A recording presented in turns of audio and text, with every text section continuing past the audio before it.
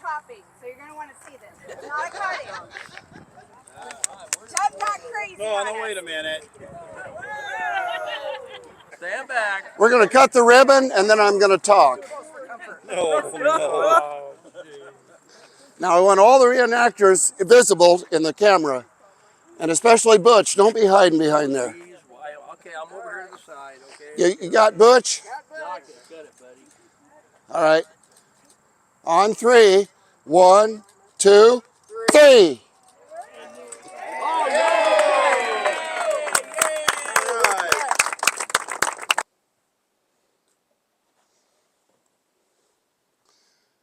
Hi, my name is Doug Friedley.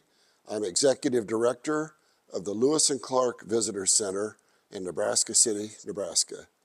And we're here today in Nebraska City showing what we do and why we do it and how we do it.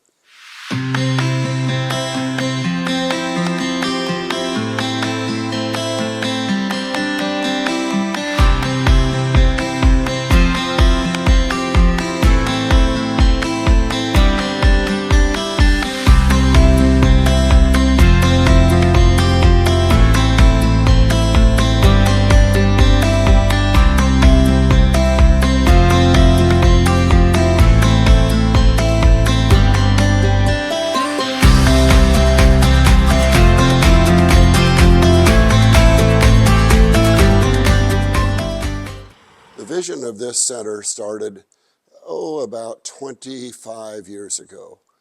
Our congressman here in this area, Mr. Doug B. Ryder, came to us with the idea of the question, how would you like to have a Lewis and Clark Visitor Center here in Nebraska City?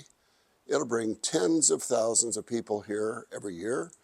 It'll help tourism, and you will be part of the the National Lewis and Clark Heritage Trail. And this will be the official stop in Nebraska. Every state along the trail had an official Lewis and Clark Center, and this will be the one for Nebraska. We said, sure.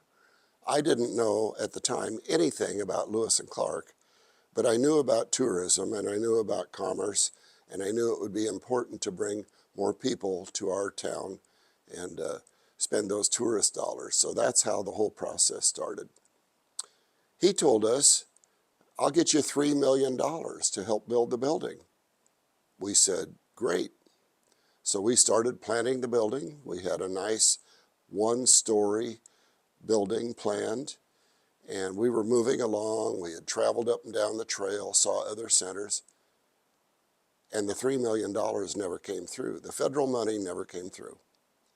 But by that time, we were so much interested in the story and the purpose that we said, we'll do it ourselves. And so we started raising money on our own to build this facility.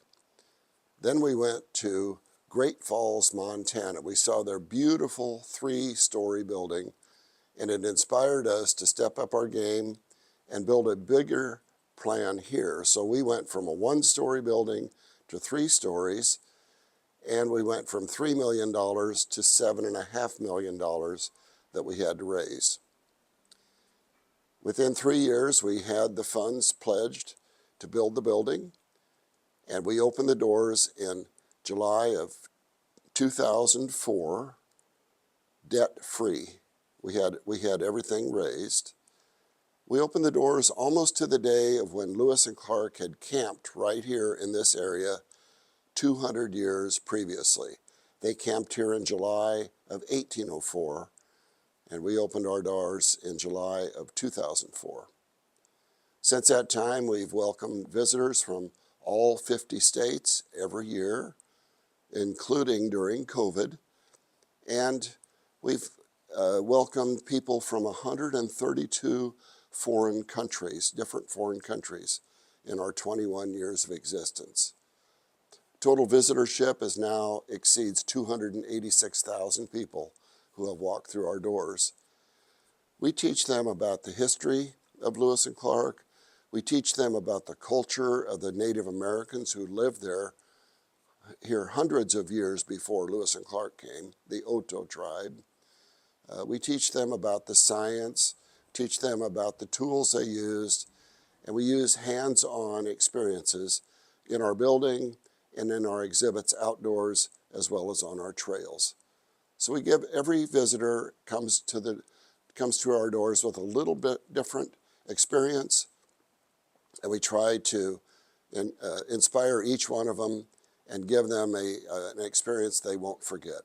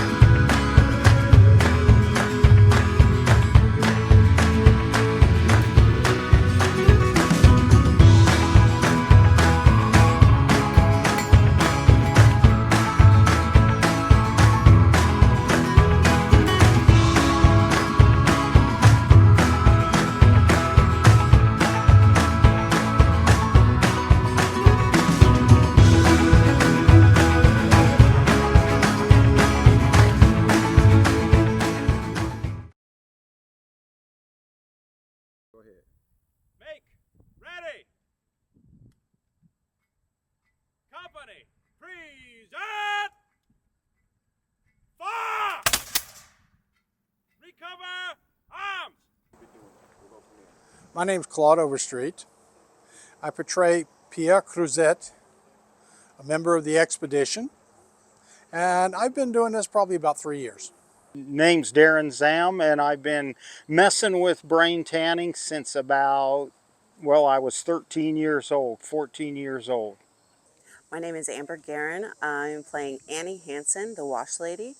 This is my first year. Hi, my name's Tom Banson. I'm just displaying blacksmithing of the time.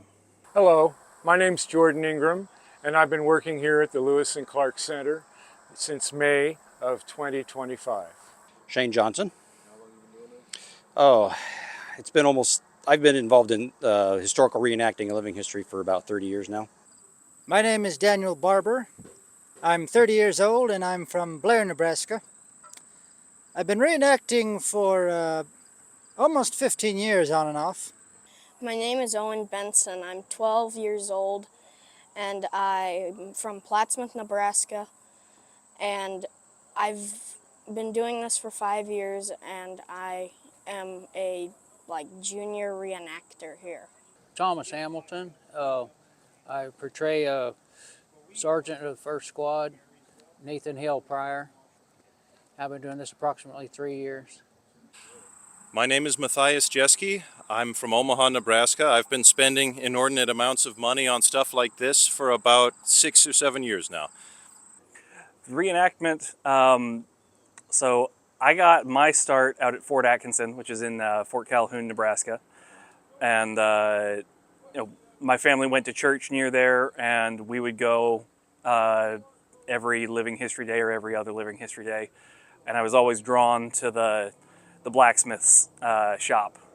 And that was my calling, I guess. And they tried for years to recruit me, and for whatever reason, I just blew it off up until about 5 years ago when I got my start down there.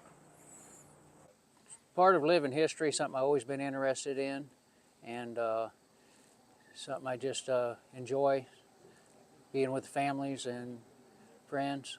I came to the center and to look at history and asked was I interested in any living history, and I told them that that I was interested in that and that I'm willing to volunteer. I actually got into this through my boyfriend, and this is our second reenactment. Our first one was John C. Fremont Days, and we're both new. We're just getting our gear together, so to speak, so we can continue on this journey. Probably really started back in 8th grade, I would say. My American history teacher showed some videos, documentaries, movies, and stuff like that that had reenactors in it, and I seeing these reenactors participate in recreating these historical stuff, I just it really captured my imagination at that point. I was just like, yeah, that's something I want to definitely take up. So I've wait till I got maybe a little older, and then I kind of met some people, and I got pretty much involved that way. But it's definitely allowed me to kind of travel all over the country and meet all kinds of people. I do several different eras, so it's definitely something I've very much embraced. Yeah. Actually, many years ago, around 1994, a lady asked me to reenact for the Homestead National Monument in Beatrice, Nebraska. And I said, yeah, I can do that. And so I did my first free demonstration there. So I started, actually, it was the Plattsmouth Kinghorn Carnival. We just went down on a Sunday just to check everything out.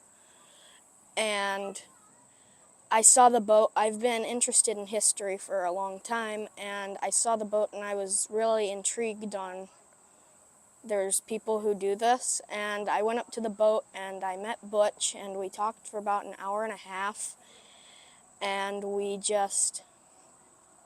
he asked me if I wanted to be in the parade that night, and it sparked from there. This uniform is very similar to what Meriwether Lewis would have worn. It's the uniform of the 1st United States Infantry Regiment. Lewis and Clark and the Corps of Discovery were here roughly from the winter of 1804 on their journey westward. So this was relatively early in their long journey to the Pacific. They still look pretty fly. Okay, Lewis and Clark, when they went on their expedition, back in the day they didn't have Green Berets. So they selected soldiers that were woodsmen, not people from the cities and stuff like that. They went out to get people who knew how to hunt, fish, survive in the woods, and possibly know how to fight. So they're soldiers. The thing is, they don't know the rivers. So how did the French get here? The French came out of Quebec, the province of Quebec, near Montreal, as part of the early fur trade. They got here almost 200 years before Americans did. By the time Daniel Boone will pop out of the Appalachian forest in 1774 into what we call Kentucky, the French already had a fort where Fort Leavenworth is. It was built in 1744. There was a French trader named Pierre Toussaint already up in North Dakota at Mandan Village, an Indian village. And the French were here. They never had big numbers. Unlike the English settlers, they came in, built bigger towns. The French did not have that luxury. I show and talk about how to brain tan hides and how to care for hides when they're first taken off of animals, and how to produce them into clothing or repair material for goods. And the significance for Lewis and Clark, they used it for their clothing. So Lewis and Clark had 2 blacksmiths that were along for their expedition, and they were absolutely vital to the mission. When they were staying with the Mandan, they were able to purchase food for themselves through that winter by making hatchets and axes that the Mandan traded food for. And the reality is Lewis and Clark's expedition may have starved that winter without those blacksmiths. I am representing just a private soldier of the Corps of Discovery. No particular name. If I was going to pick maybe a specific name, I'd maybe pick George Shannon. George Shannon was the youngest member of the Corps of Discovery. In fact, in the area where I grew up in northeastern Nebraska, a small town called Verdigris, is kind of known as George Shannon country because George Shannon actually got lost for about 2 weeks, kind of up in that neck of Nebraska, and eventually found his way back to the river and back up with the expedition. But I'm really just a typical soldier of the Corps of Discovery, and something to remember about the Corps of Discovery is it was very much a military expedition. So it was really about Meriwether Lewis and William Clark being officers in the United States Army. So the Corps part of the expedition itself was made up of soldiers from the United States Army going out on this expedition. So it was needed really to be a military expedition because they needed that kind of discipline and military steadiness and discipline to be able to come out here into the wilderness and survive, because they really didn't know what they were heading in for, so they needed to be kind of prepared for anything. The Lewis and Clark expedition is something that's very well connected to my own story and reenactment, because as they were going up the river, Lewis and Clark would mark the area of the Council Bluff as a prime spot to build a fort in the future. Mostly because not only did it command the river, but there was a large number of native tribes in the area, and it would be the ideal place for a sort of embassy that could contact many tribes. It would take almost 25 years, but the U.S. would eventually establish Fort Atkinson in the area of the Council Bluff, and that is where I got started doing reenactments for the 1812 war period. And I went from that to almost 5 or 6 different time periods today. Annie, from what I understand, was living nearby, and she came over and asked them if they had need for a wash lady. So she was one of the only white women out this area, and she became their wash lady.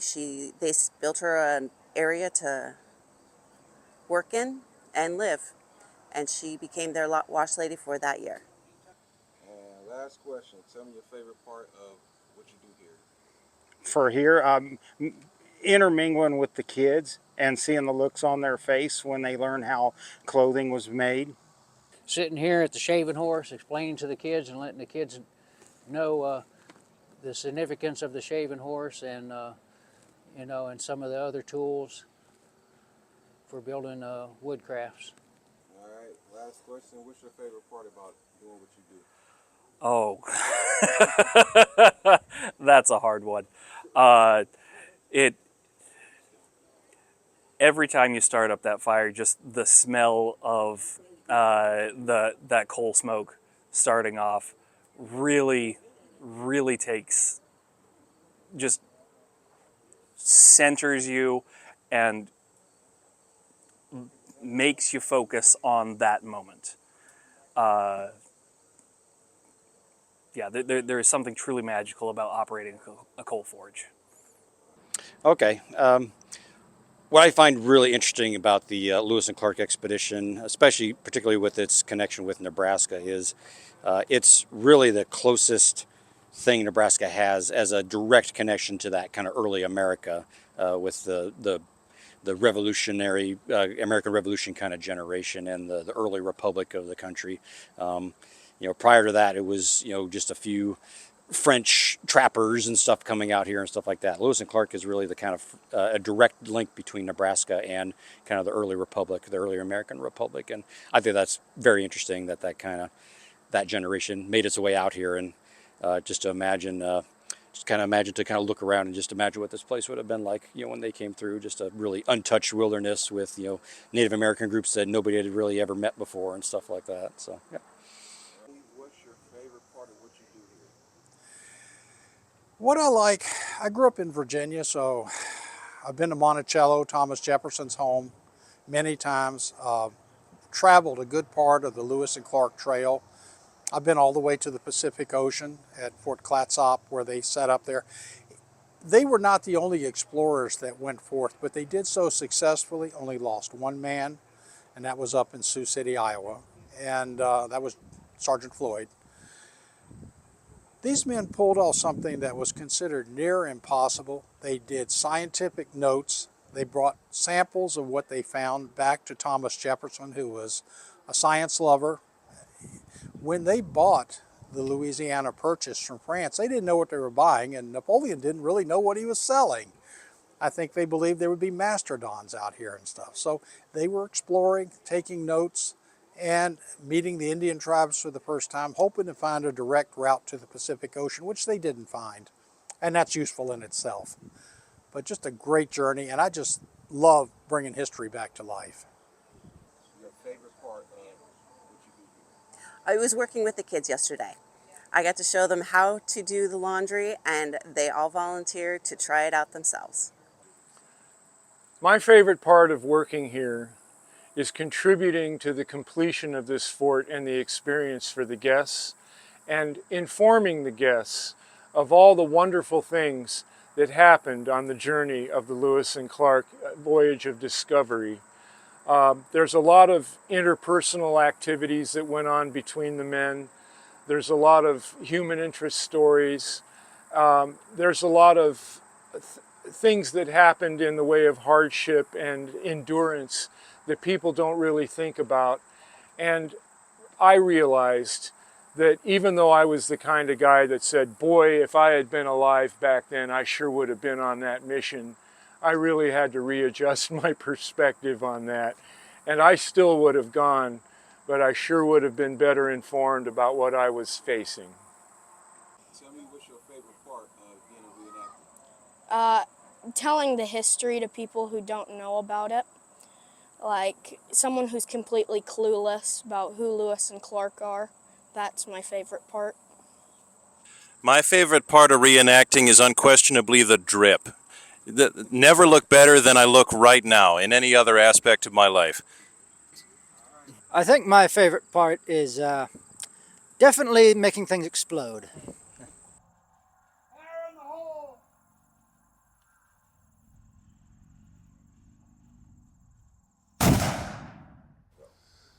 One of the treasures of my life is being able to meet Butch Bovere. Butch is a boat builder. Butch, for the past 40 years, has been building Lewis and Clark replica boats, full size and miniatures. We have both on the property here. And he is a master carpenter, has not only built the boats, but has had them out on the river. And so he knows what Lewis and Clark, the challenges they encountered with these boats on the Missouri River. And he builds them accordingly, and has done a lot of research about Lewis and Clark boats, and is, I say, the #1 expert in terms of boat building, in terms of replicas of Lewis and Clark boats. So we're very pleased to have his knowledge. Butch is, I call him a Pied Piper. He is able to attract other people to come and work with him, to learn from him, and work side by side as we all try to teach hands-on history. Our latest project that Butch is heading up is building a replica fort. And so he has built a replica of the Wood River, Illinois fort called Camp Dubois that Lewis and Clark built in 1803 and stayed for that first winter before they started up the Missouri River. So that full-size replica is outside. We had the ribbon cutting yesterday, and we're very pleased with the work that Butch has been able to help inspire all of us to do and give that hands-on experience. Get me lighting it. Go ahead, like the fight.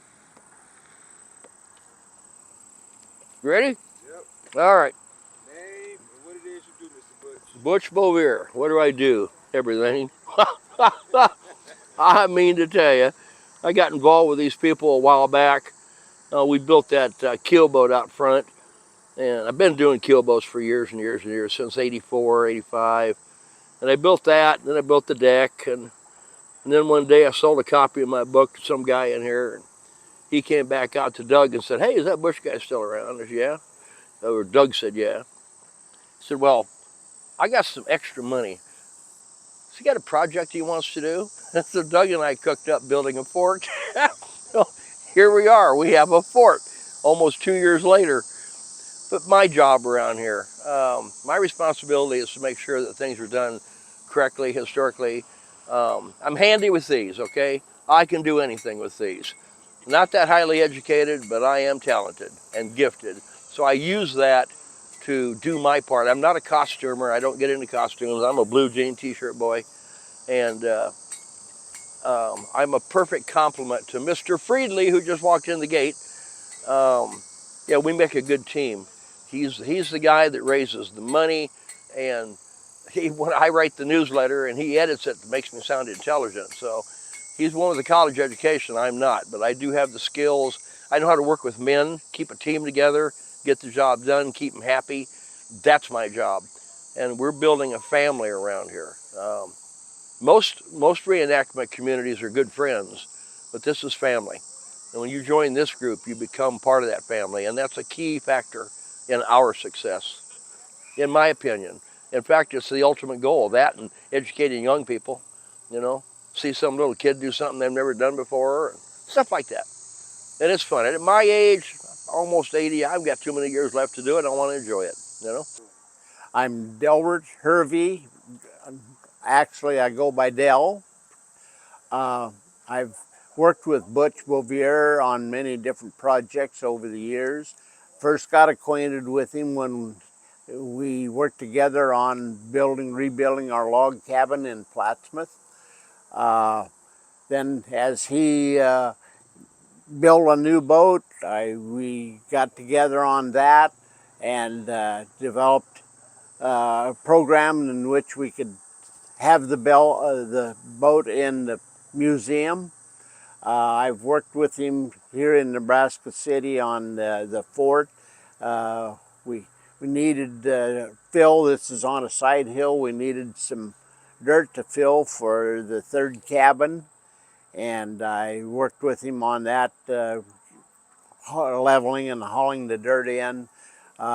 Just whenever it was possible, I worked with Butch on different projects down here, and it's just through friendship with Butch that I've been interested in this project. You know, I was rebuilding that Earth Lodge down there, and Irv Friesen, who was running the place, he and Doug were good friends, and I didn't know that Doug had instigated this whole thing. I mean, this is the house that Doug built up here, this big visitor center. I didn't know it at the time. So he introduced me to Doug. That's the first time I met him. And then as time went on, I would hang out down here, and this was a home away from home. I was the park historian at Lewis and Clark State Park in Ottawa, but that was wearing a little thin, and I would spend time down here with these guys. They're a little closer, and they were friendly, very friendly. I wasn't dealing with the Iowa DNR, God forbid, and I was dealing with people that had some common sense, and they enjoyed having you, and they appreciated you. And I just started drifting down here, and eventually I said the heck with it and came down here permanent. What do you love most about what you do? Dealing with people like you. The people I meet, my God, the people that I meet and the lives that you touch. And recently a young man come up to my table at a restaurant, and he said to me, he says, "My dad knows you, and you know about Lewis and Clark." And it turned out that his dad was one of my kids that I programmed 20 years ago. You know, my first Eagle Scout, Danny Moore, my first Eagle Scout from 40 years ago, wrote us a check for $1,000 to buy paint for this boat. I said, "Danny, my God." He says, "No," he says, what he told Doug that, and I didn't know this, he told Doug that other than his father, I was one of the single most important male figures in his life. I didn't realize it. You know, it brought tears to my eyes. This is what it's all about, man. Pay it forward, you know. Take care of business, pay it forward, and it'll pay you back. That I've worn out on this project. My wife made me buy a new one today. So in honor of 2 years of work, here she goes.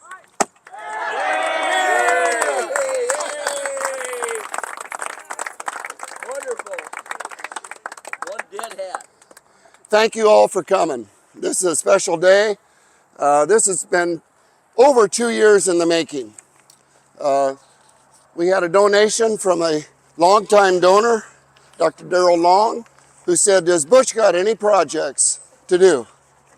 And I called Butch, and a couple days later, he said, "I've always wanted to build a fort." So we decided to pick the first fort that Lewis and Clark built. This is a replica of what they built in 1803, 1804 across the river from St. Louis, Camp River du Bois, or Wood River, Illinois, which at the time was the western border of the United States. This was starting in November. In March of that next year, 1804, they had a celebration, a dedication in St. Louis, and they signed the Louisiana Purchase.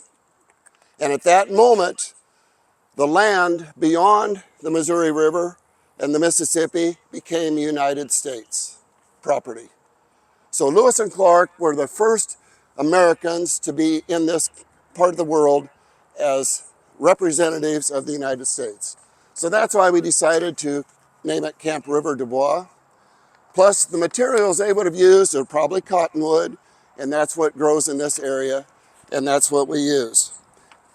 They didn't know how long it was going to take them to go to the Pacific Ocean because nobody had ever done it. They didn't know how much it was going to cost because nobody's ever done it, right? And they didn't even know if they were going to make it home. Luckily, they made it home. How many men did they lose? One man. Sergeant Floyd, present day Sioux City, Iowa. Similarly, when we started building this fort, we didn't know exactly how much it was going to cost. We didn't even know exactly how to do it. We kind of went day by day, didn't we? And we hoped maybe a few volunteers would show up. And a bunch of them are standing right here.